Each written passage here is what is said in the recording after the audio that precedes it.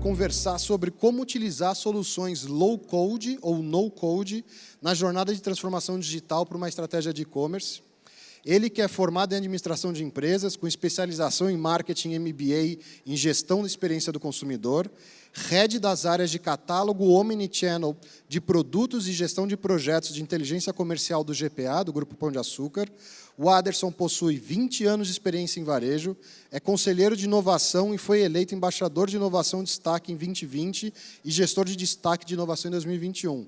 Aderson, por favor, salva de palmas, pessoal.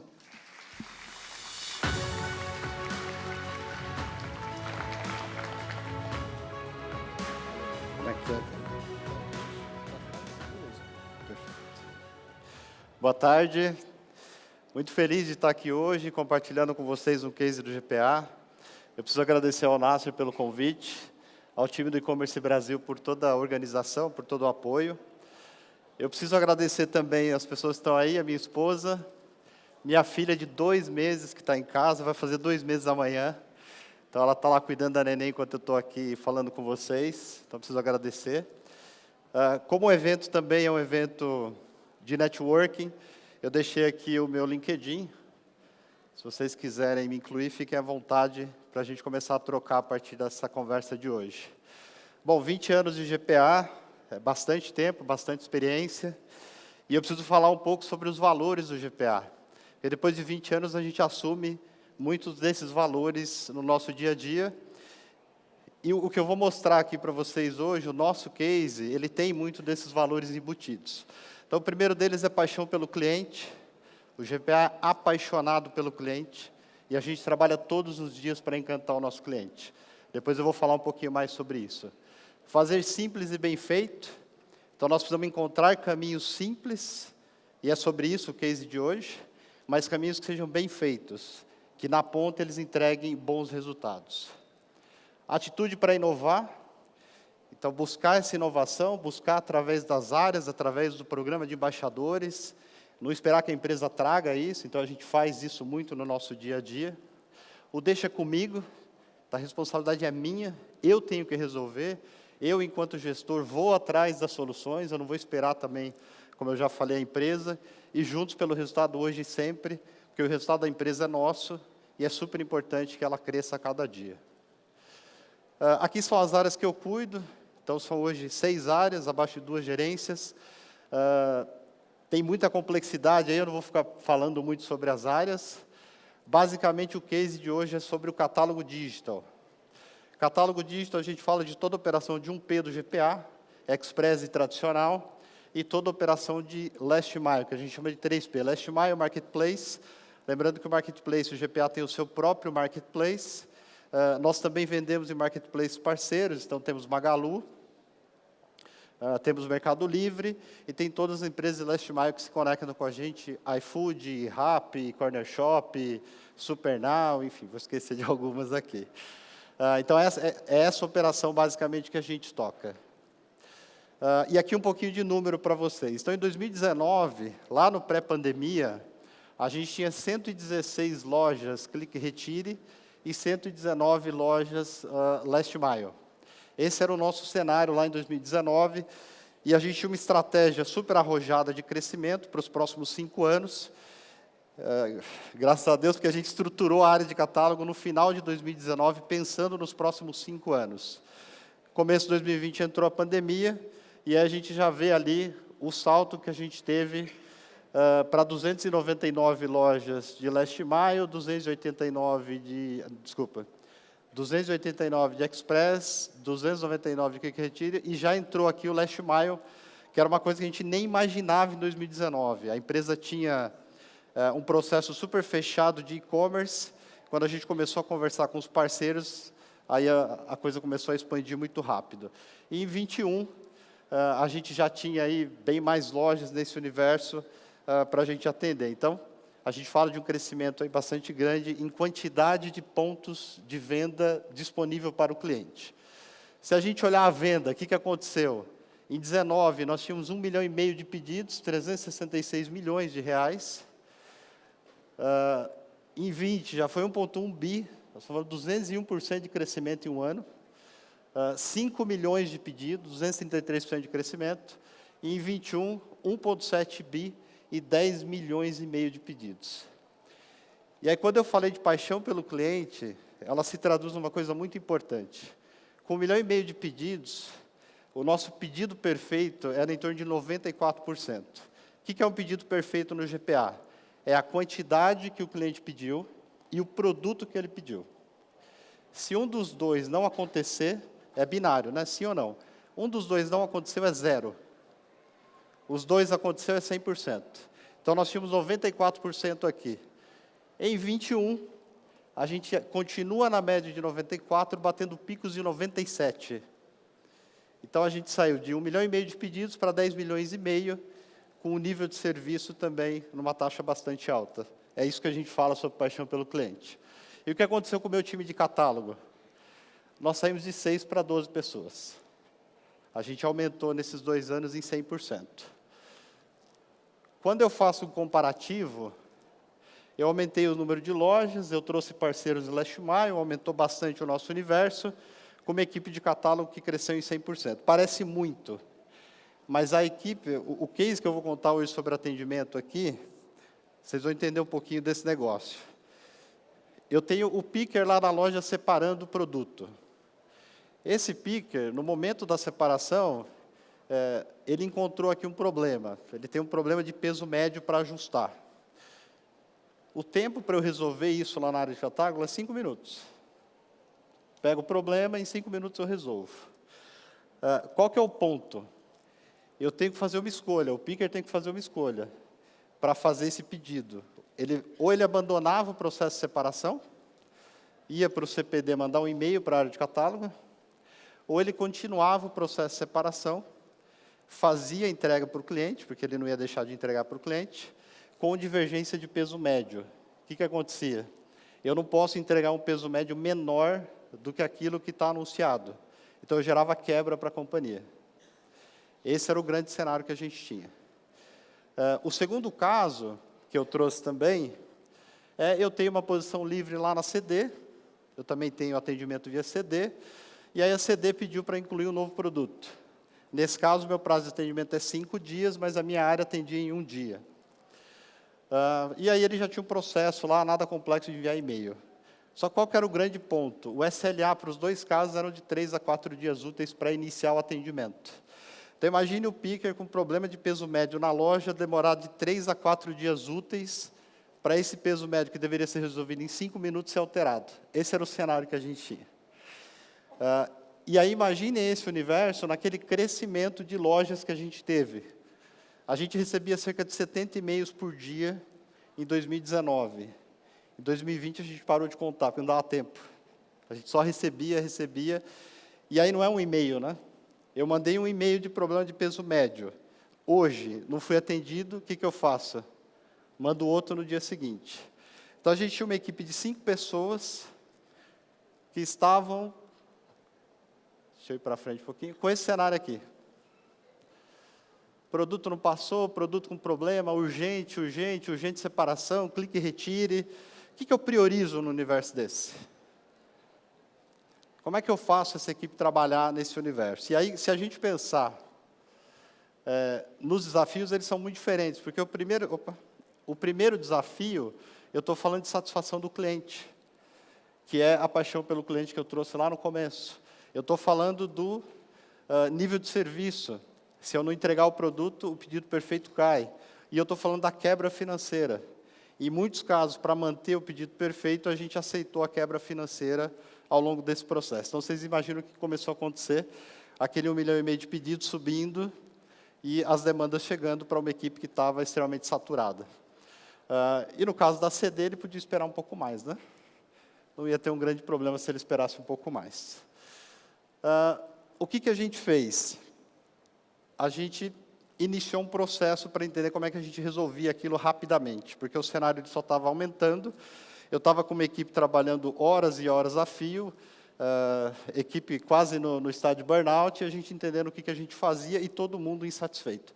A loja insatisfeita, o cliente não estava, porque a gente estava dando quebra, mas prevenção de perdas, outras áreas corporativas super insatisfeitas com o que a gente estava gerando. A gente foi até o programa de embaixadores do GPA e abriu o que a gente chama de desafio para o ecossistema de startups, procurando uma solução que fosse fácil a implementação e rápida a implementação. E baixo custo, né? Porque nós estamos falando de um varejo com margens baixas, então não tenho também dinheiro infinito para fazer esse negócio. E a gente também iniciou um processo com a nossa TI de soluções que já estavam rodando no GPA. Porque a gente falou, bom, se demorar demais via startup, eu faço uma solução intermediária via GPA e depois eu rodo com outras soluções. O que aconteceu? Bom, aqui é um pouquinho só do nosso ecossistema de startups. A gente tem hoje 131 startups no ecossistema do GPA. É bastante coisa aí para a gente. Tem várias aqui que se conectam com a nossa área. E aí, o que aconteceu? A gente encontrou uma startup, que está aqui no evento, inclusive, que é a Pipefy, e uma outra empresa, que é uma indicação de TI, que eu não vou citar o nome aqui, que era uma empresa que já estava rodando no GPA. E as duas empresas vinham com uma promessa muito parecida. Somos no-code. Você não precisa codificar nada, pega a ferramenta, cria o seu processo e começa a rodar. A gente falou, poxa, é tudo que a gente precisa, uma ferramenta em que eu crio um processo rapidamente e começo a rodar enquanto área de negócio. E aí, o que a gente começou a analisar aqui? A gente trouxe as empresas e foi entender o quanto era fácil de usar. Como é que era para eu entrar e iniciar a criação de um processo e ir ponta a ponta? Na primeira empresa, a gente conseguiu criar o primeiro processo, ponta a ponta rodou. Na segunda, não deu para criar o processo. A gente trouxe até consultores, falando, olha, vamos conseguir criar, a gente trouxe, as empresas vieram, mas a gente não conseguiu criar um processo ponta a ponta simples. Não era nada muito grande, porque a gente queria criar coisas rápidas ali.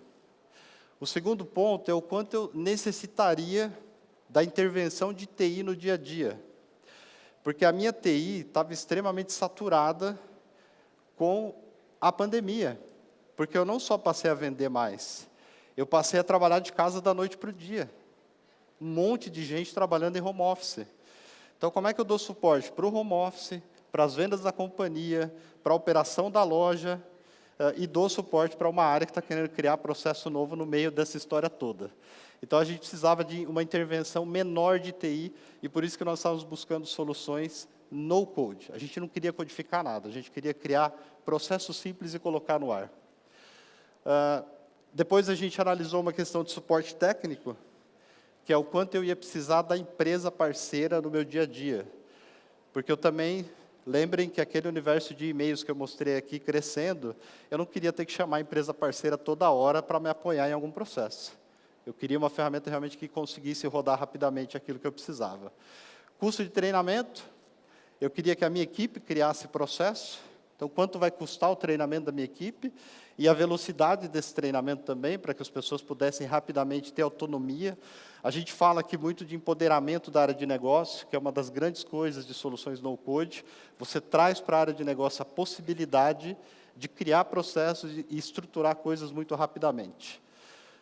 Os custos de rollout, porque eu estava falando de um processo, mas a gente tem inúmeros processos dentro da companhia. Depois vocês vão ver a quantidade de processos que a gente, de largada, lançou, porque a gente gostou da ferramenta. A possibilidade de integração, porque por mais que eu estivesse falando de soluções no-code e low-code, eu precisava imaginar que em algum momento, dentro do meu ecossistema, eu precisaria integrar aquilo. Então, não dá para eu sair só, falar, vou sair do e-mail, vou para uma solução e em nenhum momento eu vou querer integrar isso. Então, eu precisava integrar isso dentro dos sistemas da companhia. A automação, o quanto é fácil fazer automação. E quando eu falo de automação, vamos imaginar o seguinte, eu startei um processo e esse processo precisa de um validador. O validador não validou no prazo. Como é que eu faço isso subir de nível? Como é que eu faço isso ir voltar para outra pessoa? Então, assim, esse tipo de automação simples era o que a gente estava buscando e a facilidade de fazer esse negócio. E, obviamente, a segurança da ferramenta. Na nossa avaliação, a gente acabou optando por Pipefy. E não é que Pipefy tem menos segurança do que a ferramenta que a gente estava observando. A principal diferença é que a ferramenta que a gente estava olhando por TI, ela já estava conectada na empresa toda. Então, ela já tinha os protocolos de segurança todos construídos. Seria muito mais fácil eu iniciar um processo ali dentro do que eu iniciar um processo, uma ferramenta nova, totalmente desconectada. E aí a gente começou um problema interessante. Por quê? Vocês acreditam que a área de TI aceitou bem? A área de negócio falou, encontrei uma ferramenta aqui que vai resolver o meu problema rapidamente e eu não vou usar o seu serviço nesse processo. Aí começou o questionamento da arquitetura primeiro, deixa eu ver a arquitetura desse negócio, funciona a loja, não funciona, versão da internet, deixa eu ver como é que é a segurança. Então, começou esse processo, e a gente, enquanto área de negócio sofrendo pressão, a gente conseguiu um acordo para rodar um pequeno processo. Falou, vamos fazer um acordo, vamos rodar um pequeno processo para a gente ver se vai estressar a organização. Tá? E aí a gente começou a testar e a rodar pequenos processos, obviamente com o acompanhamento da nossa área de TI, e por incrível que pareça, os processos rodaram, a gente efetivamente começou a fazer esse negócio rodar, e rodar muito bem. E olha que bacana, nós lançamos 3 portais de atendimento, com 34 fluxos no ar, em menos de 3 meses. Esse é o poder que a ferramenta trouxe para a área de negócio. Esses 34 fluxos, eles foram todos construídos pela minha equipe, sem nenhuma intervenção do time de TI, sem nenhuma intervenção do parceiro, inclusive as automações. Porque a gente tinha um modelo de treinamento rápido, a gente aprendeu rápido e a gente conseguiu colocar 34 fluxos no ar. A outra ferramenta, que eu não citei aqui, a gente tinha uma proposta para construir um fluxo em 3 meses, ao custo de R$80 mil. R$80 mil não é nem perto do que a gente gastou para lançar os 34 fluxos no ar. Então, só para vocês terem uma ideia aí do quanto esse negócio é diferente. E aí, como é que impactou o GPA? Como é que impactou essa operação? Porque eu estou aqui falando, eu dei o poder do picker fazer isso pelo celular, do ponto de venda. Ele não precisa mais abandonar o processo dele. Ele entra lá no próprio celular dele e faz o pedido. Parece pequeno, né? Mas é incrível você fazer com que o cara não precise mais abandonar o processo de separação. E o mais legal é que do outro lado, na outra ponta, que é a ponta do meu time, esse cara é bandeira vermelha. Chegou uma solicitação do picker, ela é emergencial, ela entra como bandeira vermelha, é o primeiro atendimento que o time vai fazer. A gente tem SLA para cada um dos tipos de chamados diferentes que a gente atende. E aqui alguns números. O tempo de solicitação. A gente teve 75% de redução no tempo de solicitação, porque ele não precisa mais sair de onde ele está. Ele pega o celular, o próprio celular que ele está fazendo a separação, e faz a solicitação. Um outro tempo legal, olha o tempo de espera dele. 90% de redução no tempo de espera. A ansiedade foi lá embaixo, porque a gente conseguiu rapidamente atender as lojas de forma muito efetiva. E a redução no nosso tempo de atendimento foi em 50%, porque uma vez que eu não estou lidando com uma série de e-mails, eu não preciso interpretar um e-mail para saber o que ele está pedindo, eu já vou direto naquele chamado que eu preciso atender e eu resolvo rapidamente. Agora, se a gente jogar isso aqui em horas, a gente tem muitas horas de trabalho economizadas aqui, muito dinheiro da companhia economizado, porque na ponta eu parei de dar a quebra, eu consegui manter o pedido perfeito. Lembra que eu falei que a gente tinha 94, a gente bate picos de 97 hoje, com uma solução simples, sem a necessidade de envolver o nosso time de TI. Obviamente que hoje TI já controla todo esse processo, já é a área responsável por esse contrato, mas a gente ainda tem todas as autonomias que a gente tinha no começo. E aí mais áreas acompanharam a gente, isso aqui é uma outra área nossa, já temos 37 fluxos, área de transporte, casa do cliente, operações sede. A loja hoje pode pedir para mudar uma rota de transporte, pode pedir alguma coisa lá para a casa do cliente do celular do picker. Ele não precisa mais sair e mandar e-mail. Então, as áreas vieram todas as sequências porque elas perceberam o benefício que isso tinha para o negócio. E aí, o nosso próximo passo, eu comentei lá atrás que a gente tinha que falar de integração nesse tipo de ferramenta, porque em algum momento ela ia integrar no nosso ecossistema. A gente vai lançar no próximo mês o nosso primeiro sistema híbrido. Parte dele desenvolvida em TI e parte dele na mão da área de negócio. Então, eu vou ter um sistema, dentro desse sistema eu vou ter um workflow, e esse workflow, a área de negócio pode parametrizar e mudar as parametrizações sem envolver o time de TI com duas APIs simples. Uma API de entrada do pedido e a API de saída quando o pedido é autorizado. Isso eu não vou precisar mexer, isso já está conectado, mas o workflow eu posso mudar a alçada, posso mudar a regra. Então, esse é o primeiro sistema que a gente vai lançar no próximo mês. A gente está fazendo vídeo, estamos super felizes com essa possibilidade. Está sendo interessante, a área de negócio parece um brinquedo para a gente agora, né? Que a gente quer cada vez mais evoluir nesse processo de empoderamento dentro dos fluxos que a gente tem. E aí eu queria finalizar falando dos principais benefícios que a gente encontrou nessa nossa jornada e os principais aprendizados que a gente encontrou nesse processo. O primeiro deles é, quando eu empodero a área de negócio, eu acelero a transformação da companhia.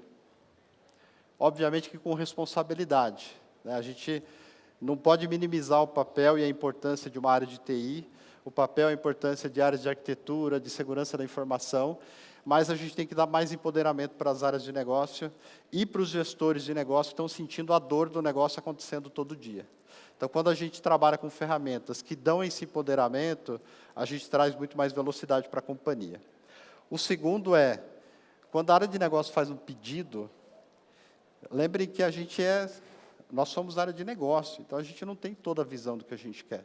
É muito comum desenvolver sistemas, desenvolver fluxo, e depois você descobrir que você vai ter que fazer release 1, release 2, release 3, porque você no início do pedido já não sabia muito bem o que você queria.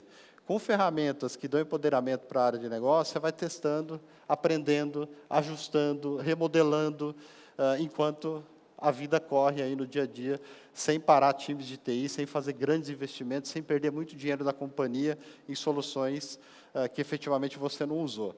E eu tenho uma área de projetos que toca hoje todo o CAPEX comercial, eu sei bem o que é você investir errado em soluções e você começar um projeto errado. E processos e sistemas muito mais rápidos no ar. Hoje eu consigo tomar uma decisão em alto nível e colocar um processo rodando em 2, 3 dias rapidamente para a gente testar o processo. Ficou bom, a gente faz o rollout rapidamente. Então, a gente consegue caminhar enquanto área de negócio com soluções como essa que a gente conseguiu encontrar aí na Pipefy. Acho que é isso.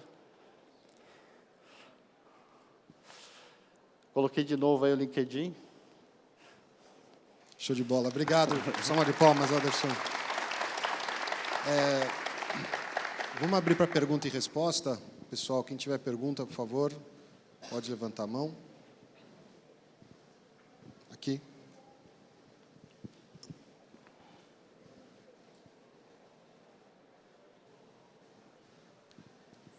Foi rápido. Olá, Anderson. Parabéns pela apresentação e pelo case. Eu queria saber se vocês têm desenvolvedores Pipefy dentro do negócio, além do seu time, e como vocês fizeram essa estratégia de disseminar e empoderar as pontas para aumentar essa quantidade de fluxos em tão pouco tempo. Obrigado. Não temos desenvolvedores Pipefy. A gente preza muito pela autonomia desse time de negócio para criar fluxo, para fazer o fluxo rodar. O que a gente tem é um suporte Pipefy quando surge alguma dúvida. Então, surge algum pânico, a gente aciona a Pipefy para fazer algum suporte, e a gente tem algumas horas contratadas, mas eu não tenho nenhum desenvolvedor Pipefy dentro da minha estrutura hoje. Mais pergunta, gente? Aqui na frente. Boa tarde, meu nome é Silvio. Obrigado aí por ter compartilhado sua experiência com o Pipefy. Eu imagino que isso abriu uma caixa de Pandora. Vem mais coisas de no-code com autonomia na área de negócios ou vocês não discutem esse tema? A gente discute muito. A gente tem falado muito sobre o que tem acontecido no varejo hoje. As transformações são muito rápidas. Não dá mais para você ficar planejando, mexer em algumas coisas e levar meses para fazer. Então, a gente tem discutido muito como é que a gente empodera ainda mais as áreas de negócio para que essas áreas consigam agilizar os processos de virada que a gente precisa fazer. Então, a gente não só discute, eu coloquei ali alguns fluxos que a gente colocou no ar, mas isso tem acontecido praticamente toda semana. Tá? A gente sempre tem coisas no ar.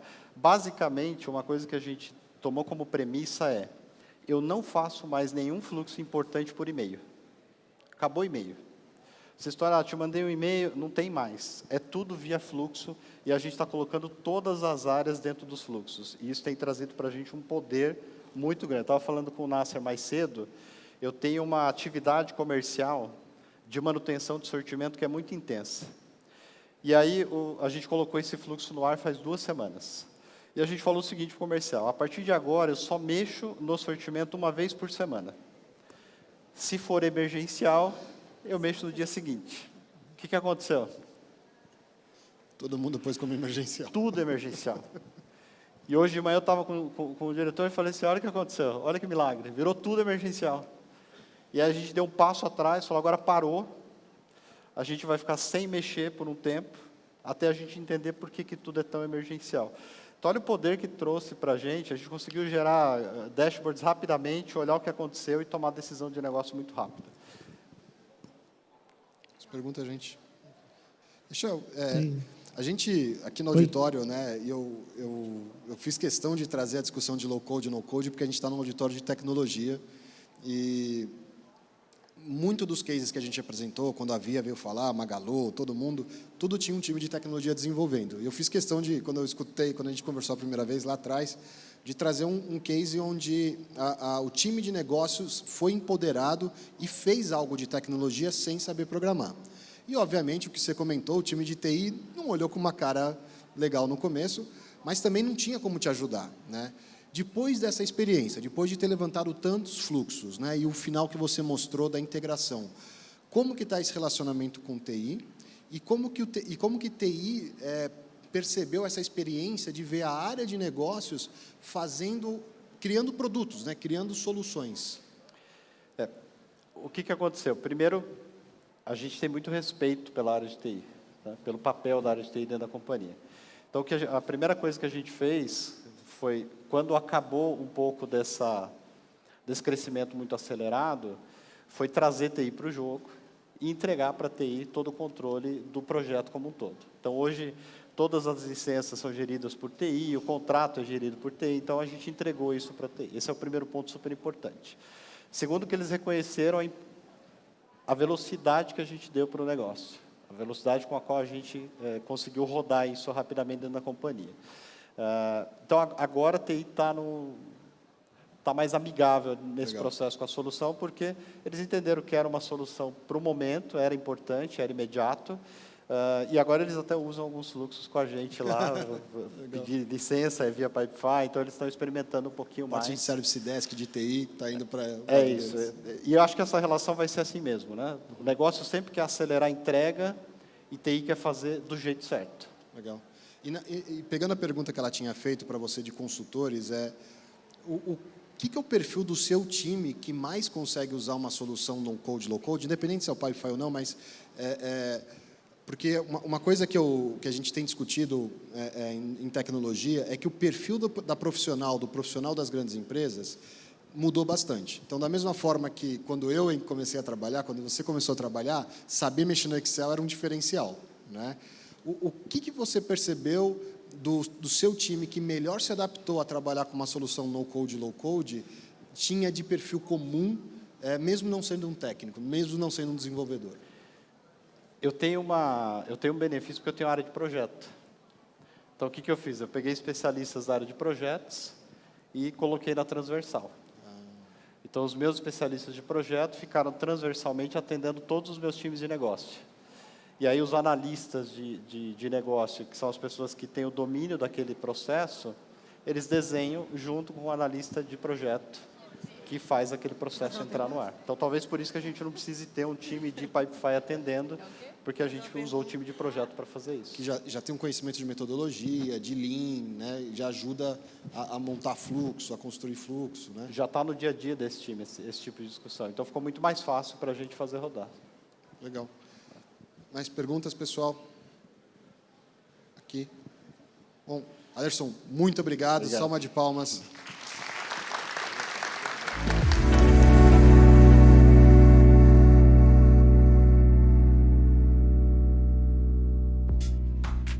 E aí, gostou do vídeo? Então não deixe de curtir e compartilhar. Aqui do lado tem 2 sugestões que você pode gostar. Até a próxima!